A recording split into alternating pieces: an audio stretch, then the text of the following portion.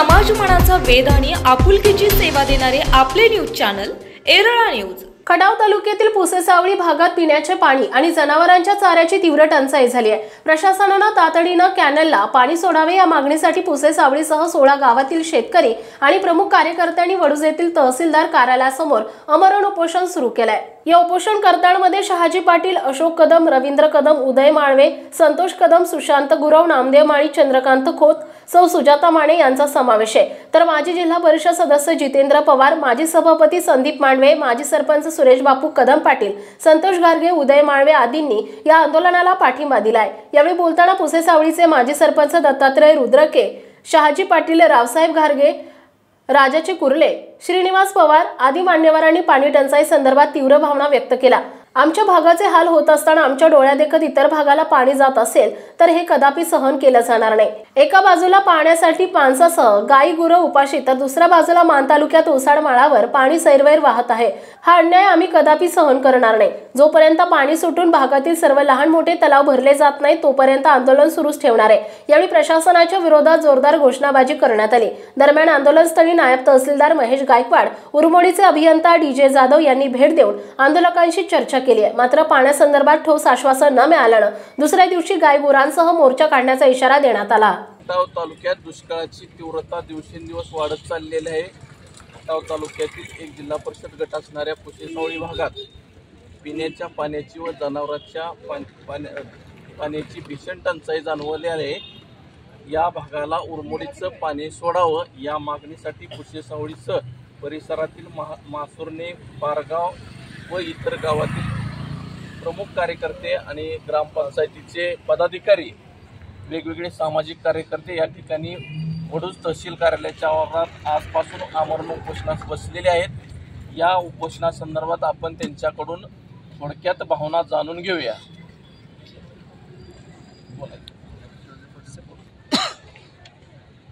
पुसेसावळी जिल्हा परिषद गटामध्ये खटाव तालुक्यात जशी दुष्काळी परिस्थिती आहे तशीच पाण्याची भरपूर टंचाई आहे। पाण्याचे सगळे स्रोत बंद झालेत। पिण्याला पाणी मग लोकांना नाही, जनावरांना पाजायला पाणी नाही, जनावरांना चारा जर उपलब्ध करायचा तर त्यालासुद्धा पाणी नाही। वारंवार मागणी करून सुद्धा शासन आमच्या मागणीचा विचार करत नाही। आम्ही मागणी अर्ज पाठीमागच दिलेत, सगळ्या मागण्या केलेल्या आहेत, सर्वोत्तरी उपाय केले, शासनाकडे मागण्या केल्या तरीसुद्धा शासन ह्या गोष्टीचा विचार करत नाही, गांभीर्याने घेत नाही।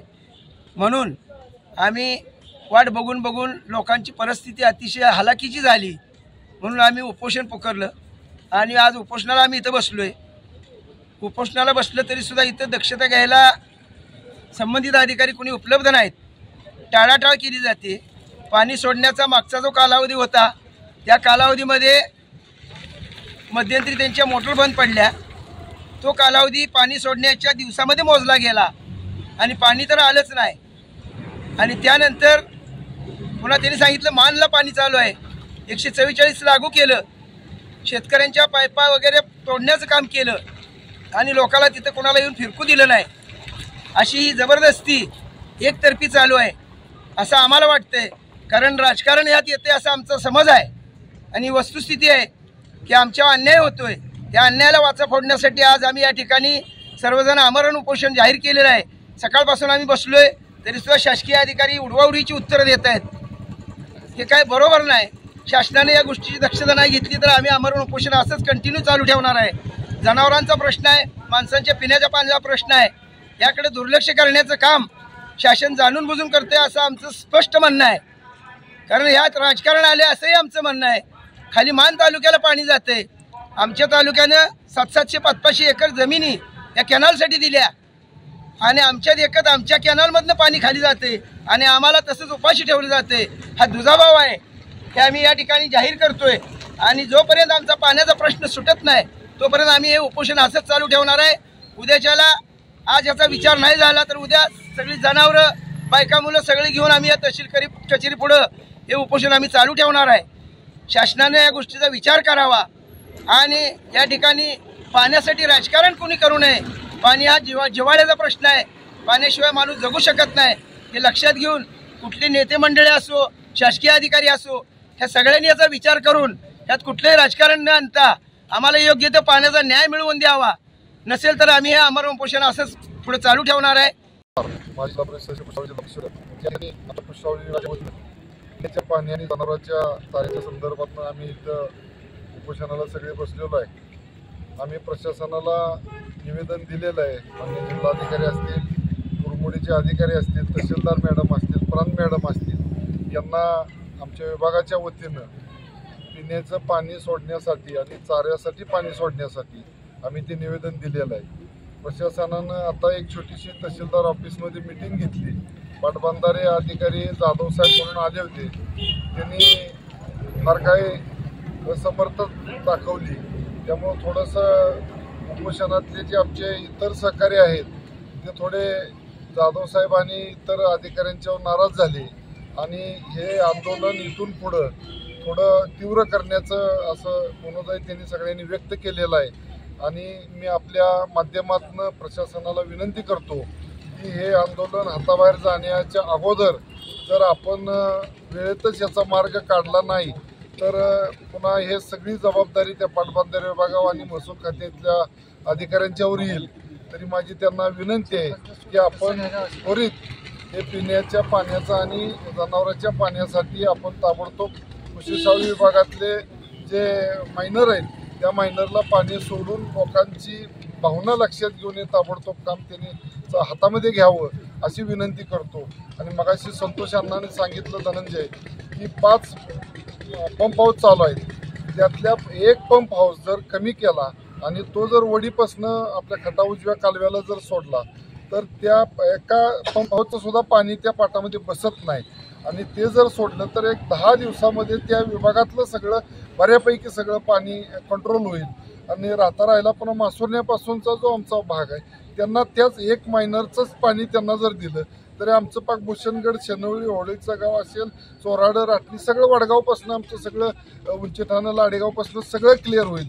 तरी माझी प्रशासनाला विनंती आहे आपल्या माध्यमातून की त्वरित त्यांनी आंदोलन हाताबाहेर जाण्याच्या अगोदर हा सगळा प्रश्न थांबवावा. अन्यथा मग येणाऱ्या जो प्रसंग येईल त्याला त्यांना सामोरं जावं लागेल. एवढंच या ठिकाणी थांबतो. वडगाव आज हे जे पुसावळी जिल्हा परिषद गट 21 गावं ह्या गावावर उपोषण करण्याची वेळ आली आणि ह्यात फार मोठं राजकीय षडयंत्र आहे.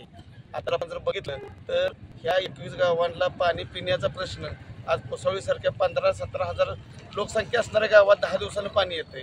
पारगावची तीच अवस्था आहे, कुर्लेची तीच अवस्था आहे. खाली आपण मासूरने बघितलं, चोराडे बघितलं, इथं पाणी पिण्याला लोकांना मुश्किल झालंय. आणि जर आपण दहिवडी मान तालुक्यात गेलो तर तिथं बघितलं तर सगळ्या माळानं कोसळातलं पाणी जर पिकं असते तर पिकाला सोडलं असतं तरी आपण काय म्हणत नसतो.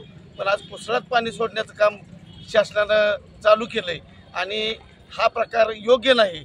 सरकार कोणाचं बी असू द्या पण पाण्याचं राजकारण आणि पाण्याच्या बाबतीत ह्या लोकांच्यावर जो अन्याय केला जातोय जाणून बुजून तर हा अन्याय थांबवण्यासाठी आणि लोकांचा पाण्याचा, पिण्याच्या पाण्याचा आणि चाऱ्याचा, जनावरांचा प्रश्न ह्या 21 गावांचा भागला पाहिजे यासाठी आम्ही आज उपोषण धरले. आणि हे उपोषण जोपर्यंत पाणी चालू होणार नाही तोपर्यंत उपोषण थांबणार नाही. आम्ही तहसीलदारांच्याकडे विनंती अशी केली आहे की 5 पंप चालू आहेत, 5 पंपातले मांडला तुम्ही 4 पंप कंटिन्यू चालवा आणि एकच पंप आम्हाला 21 गावाला आता 10-12 दिवसासाठी एका पंपातनं पाणी प्रत्येक मायनरला आम्ही बिन भांडण तंटा करता आम्ही 21 गावांचा पाण्याचा प्रश्न आमच्या पातळीवर भागवतो.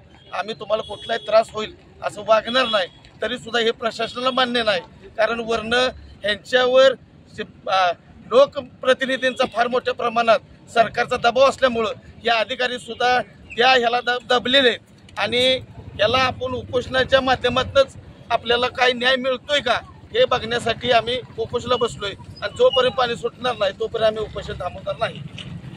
पारगावचा माजी सरपंच आज ह्या आमरण उपोषणाला आम्ही पारगाव गावच्या वतीनं सर्वजण पाठिंबा देत आहोत. त्याचं कारण कसं आहे की आम्ही आत्तापर्यंत वारंवार पाण्याची मागणी करून सुद्धा काय काय वेळेस टंचाईमधून पाणी येऊन सुद्धा आम्ही त्या पाण्याचे पैसे बसतो तरी देखील आम्हाला पाणी पाहिजे तेवढं मिळत नाही. आणि आत्ता चालूला सुद्धा आम्ही सांगितले बाबा आम्ही पैसे भरायला तयार आहे, आम्हाला पाणी द्या, तरी ते म्हणते आत्ता काय आम्ही पाणी सोडू शकत नाही. हा एक विषय आहे. आणि आमच्या तिथल्या 7-8 गावची लोकसंख्या 30-35 हजार असून सुद्धा तिथं पाण्याचं म्हणजे शासनाकडून दुर्लक्ष केलं जातं. त्यासाठी शासनाने योग्य तो आपला निर्णय घेऊन लवकरात लवकर पाणी सोडायची व्यवस्था करावी आणि इथून पुढे जे काही खटाव तालुका असेल, मान तालुका असेल आणि जेवढे तलाव आहेत त्या तलाव्यांना पहिलं प्राधान्य देऊन परत इतर काय असेल ते आपलं बघावं आणि या दुष्काळाच्या काळामध्ये प्रत्येक तलावात भरला जावा हीच आम्हा सर्व शेतकऱ्यांची अपेक्षा आणि ओढ्याला विहिरांना आपलं पाणी चालू होईल. चिनमाने उपसरपंच मासुरने आज या ठिकाणी ओढूच्या ठिकाणी आम्ही उपोषणाला बसलेलो आहोत. मासुरण्यापासून कुसावळी राजाच्या कुर्ल्यापर्यंत उन्हाळ्याची दाहकता अतिशय वाढलेली आहे. येऊ घातलेल्या लोकसभा इलेक्शनमध्ये याची दाहकता दिसून येईल. प्रशासनानं याच्यावर गांभीर्यपूर्वक विचार करून या गावांना ज्या गावांच्या उशानं कॅनल भरून चाललेला आहे या गावांना जर पाणी दिलं नाही तर आम्ही आमच्या आंदोलनात जे आता उपोषणाला बसलो त्या आंदोलनात त्याचं रूपांतर करू आणि आमची बायका, मुलं, जनावरं हे आम्ही पाटावर जे कॅनल चालू आहे त्या ठिकाणी आम्ही उपोषण करू एवढं बोलतो. माने राजाच्या कुर्ल्याचा शेतकरी आपणाला व शासनाला अशी विनंती करतो की गेली 10 दिवस कुर्ल्याला व पारगाव पुसवलेला पाणी प्यायला नव्हतं. आत्तासुद्धा तीच परिस्थिती येणार आहे.